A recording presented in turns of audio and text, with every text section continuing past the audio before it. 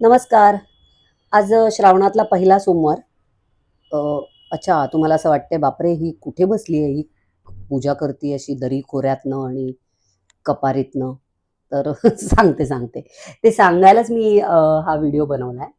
तर आज श्रावणातला पहिला सोमवार म्हणून मी आणि प्रसाद त्र्यंबकेश्वरला गेलो. मग तिथून शिर्डीला गेलो आणि शिर्डीवरनं मुंबईला येत होतो. रस्त्यात येताना मला अचानक एक Instaवर रील दिसला आणि असं वाटलं, की ताबडतोब इकडे गेलं पाहिजे आणि ते आमच्या वाटेत होतं. तर येस, इगतपुरीवरून 9 किलोमीटर आत जाऊन एक कच्चा रस्ता आहे. तिकडनं थोडंसं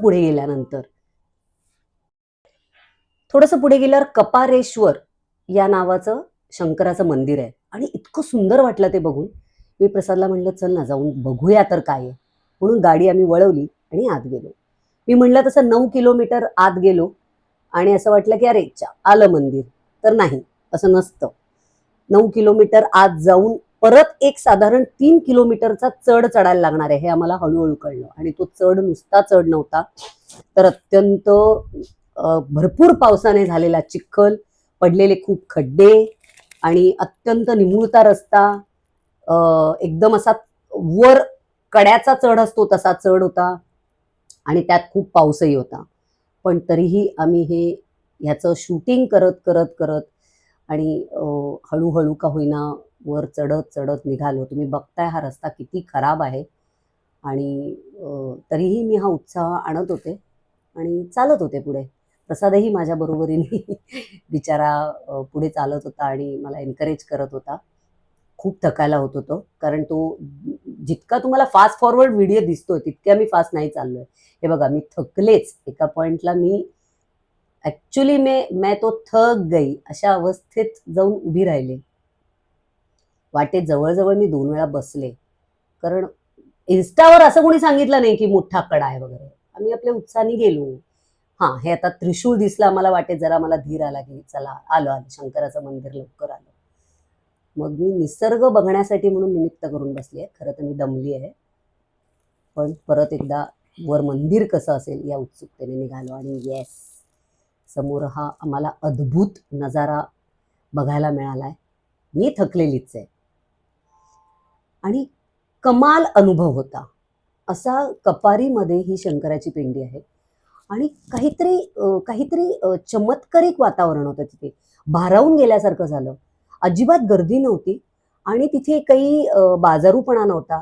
काही तिथे कोणी पैसे घ्यायला 4 लोकं आहेत आणि अनेक लोकं मागे लागलेत, असं कुणीही नव्हतं.